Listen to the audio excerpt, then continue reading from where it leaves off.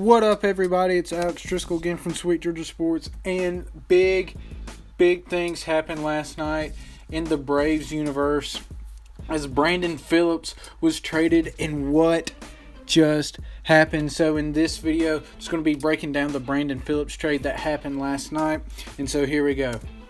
So again, last night around supper time, around 5 to 6 Central Time, so around 6 to 7 Eastern Time, news came out that Brandon Phillips had been scratched from the starting lineup. Originally, Dave O'Brien had said that he was scratched due to personal reasons, in quotation marks. But usually when something like that happens, usually trade questions and trade rumors arise, and that's exactly what happened. And news just started coming in within the hour that, hey, we're talking to the Los Angeles Angels, who also had gotten Justin Upton earlier yesterday, but they were talking to the Angels about acquiring Brandon Phillips, and guess what? It happened. But the thing was that the trade was agreed upon between both the Braves and the Angels, but Brandon Phillips, in his contract that we got from the Reds earlier this year in February, he still had that no trade clause, and there was like 12 or 13 teams on that no trade clause that he would have to approve to go to, and the Angels were on that list. So once both sides agreed on it, in terms of the Braves and Angels, it was totally in Brandon Phillips' court. And as the night progressed, Brandon Phillips came out and said, "Yeah, sure, whatever. Let's go to Los Angeles. Let's go play for the Angels, as they are in wild card contention right now."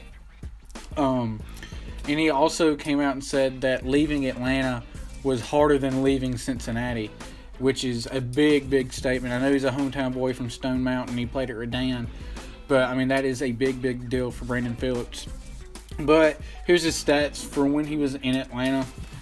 He was batting .291. He was doing his job in the number 2 hole all year long. His on-base percentage was .329, so it could have been a bit better. His slugging percentage was .423. I know that's a bit down from what we saw when he was in Cincinnati, but also when he was in Cincinnati, he was in a much better hitter's park in Cincinnati, because it's called the Great American Small Park for a reason. That's like its nickname. They had a play on words for Great American Ballpark. They made it Great American Small Park. But anyway, that's besides the point. But SunTrust Field has developed into a little bit of a hitter's park, and he kind of took advantage with that because he hit 11 home runs. He also had 52 RBIs on the year, and a stat that jumped out at me, I guess he did it more quietly than anything, Brandon Phillips has 10 stolen bases on the year. So, I mean, if he kept it up, if he kept the pace going, he may have turned in a 15-15 year with 15 home runs and 15 stolen bases. I really don't think that would have happened, but, I mean, you never know, especially with the last month of the season. In fielding-wise, his fielding percentage at both second base and at third base, because over the past month, we've seen Brandon Phillips transition to third base, as Freddie Freeman has transitioned from first base to third base and now back to first base. We saw Brandon Phillips transition to third base, and combine at second and third base for the season, his fielding percentage was at .992. So typical Brandon Phillips stuff in terms of fielding. He was actually making more web gems recently at third base than he was at second base the whole year. But that again, yeah, he's 36 years old and he's still making web gems. That just speaks to how great Brandon Phillips' defensive ability is and was, like how good it was in Atlanta and how good it's been over the course of his career. And so when he was traded, of course, we traded him and some cash to the Angels, and in exchange for that, we got backup catcher Tony Sanchez. If you don't know who Tony Sanchez is, he was the 4th overall pick by the Pirates in the 2009 draft out of Boston College. Again, he's a catcher. And unless your name's Andrew McCutchen or Garrett Cole, you're basically a bust if you got drafted by the Pittsburgh Pirates in the first round of late. I mean, there's no way around it. Again, unless your name's Garrett Cole or Andrew McCutchen, you're basically a bust. in the Pirates system in terms of drafting early in the first round. But Tony Sanchez, again, it's been more of a bust. I think he rookied out, or he kind of like aged out of rookie status in like 2013, 2014, somewhere around in there. And he signs with Pittsburgh. He's been up and down from AAA and the major league level, as Russell Martin's been there, and now Francisco Cervelli's there.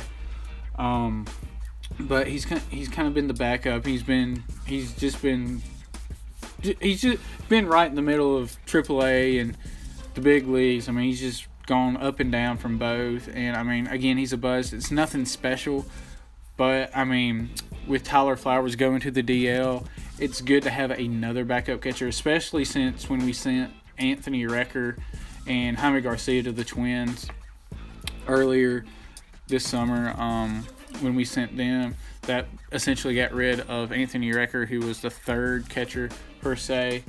And so now with Tyler Flowers on the DL, it's Kurt Suzuki's show, and he needs backup because the catching position is absolutely brutal. You're getting nicked with foul balls and such.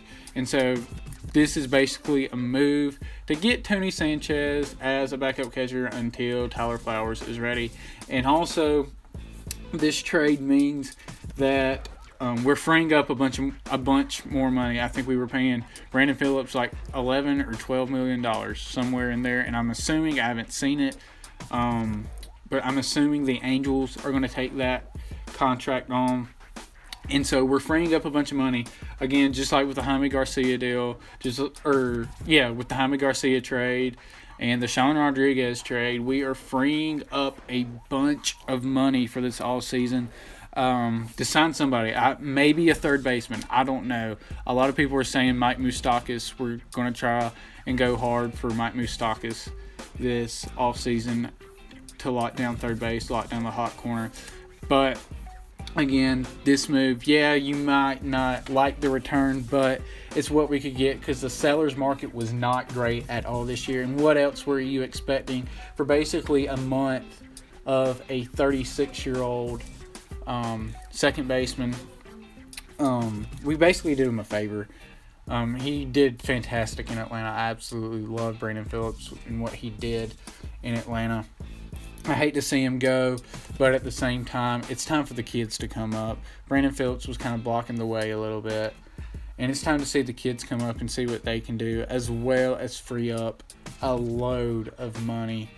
That way we can get somebody in the offseason and just free up some more money.